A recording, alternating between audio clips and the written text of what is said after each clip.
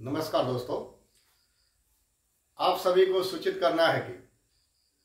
आज माननीय सहकारिता मंत्री महोदय के मंत्रालय से आप सचिव का सेवा शर्त नियमावली के संदर्भ में फोन आया हुआ था, जिसके संदर्भ में आप सभी को बताना है कि आप सभी पूर्व से यह अवगत हैं कि पैक्स प्रबंधकों के लिए सेवा शर्त नियमावली बनकर तैयार है और उस सेवा शर्त नियमावली के लागू करने की जो प्रक्रिया है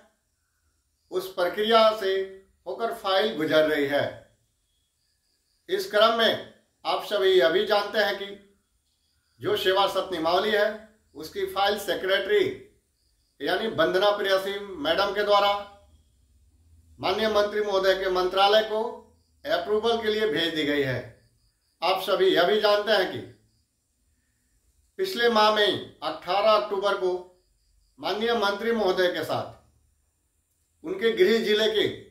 गुरारू विधानसभा के माननीय विधायक विनय भैया जी भी साथ में थे और माननीय मंत्री महोदय से अप्रूवल हेतु अनुरोध की गई थी। यह सब आप लोग पूर्व से जानते हैं और माननीय मंत्री महोदय के द्वारा सेवा शर्त नियमावली के अप्रूवल हेतु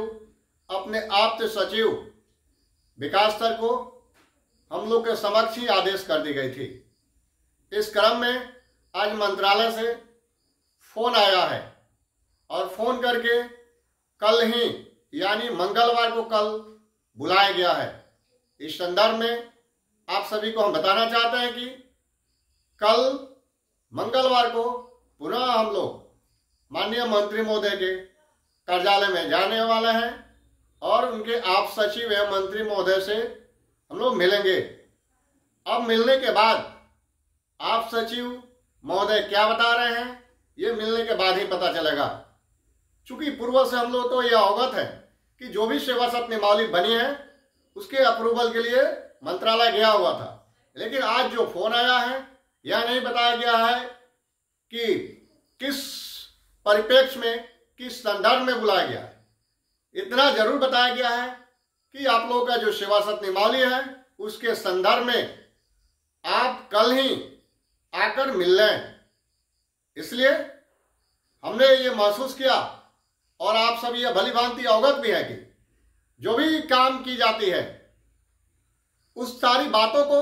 हम समय समय पर आप लोगों के समक्ष रखते आए हैं। चाहे वह सेवा शर्त नियमावली बनी है उसकी पीडीएफ फाइल भी ग्रुप में डाली गई है। सेवा शर्त नियमावली के संदर्भ में जो भी पत्र निर्गत हुआ था जिसमें एक पत्रांक था 54-15-30-9-2020 उस पत्र को भी सार्वजनिक किए हुए थे हम। पुनः एक रिमाइंडर जो पत्र हम किए थे उसके आलोक में भी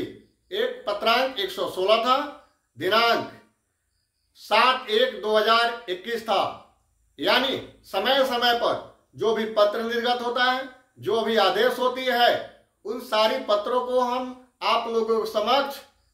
उपलब्ध कराते रहें, क्योंकि आप लोगों को किसी प्रकार की कोई कंफ्यूजन नहीं होनी चाहिए और यह आप लोग आश्वस्त रहें कि जो भी काम होती है उसकी सारी जानकारी आप लोगों के समक्ष दे दी जाती है।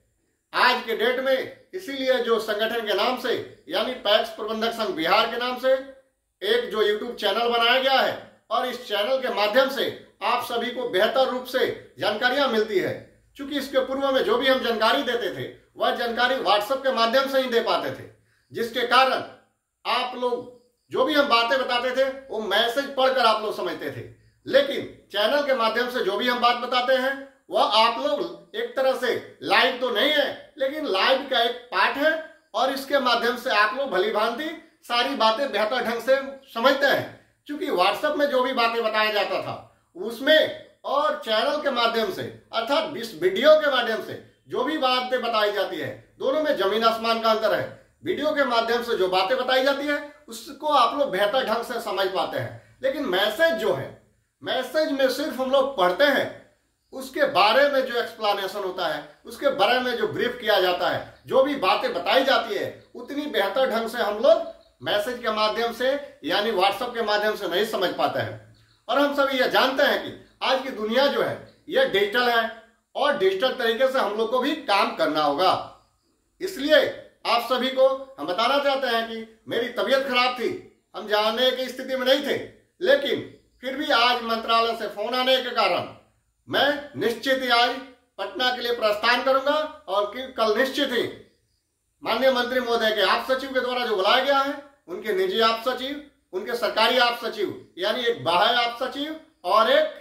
आंतरिक आप सचिव हैं, दोनों आप सचिव से कल मुलाकात होगी। और यदि माननीय मंत्री महोदय रहेंगे तो फिर उनसे भी हम मिलने का पूरा प्रयास करेंगे और कल भी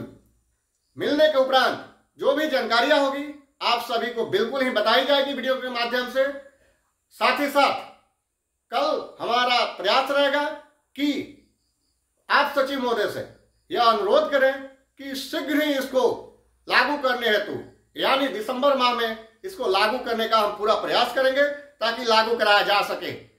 इसलिए हम चाहते हैं कि 2022 में यह प्रक्रिया जो है पूर्ण हो जाए और सेवा शर्त नियमावली जो है जो लागू हो जाए। इसलिए आप लोगों को हम बता देना चाहते हैं, बाकी जो जानकारी कल होगी वह बताएंगे। बहुत बहुत धन्यवाद।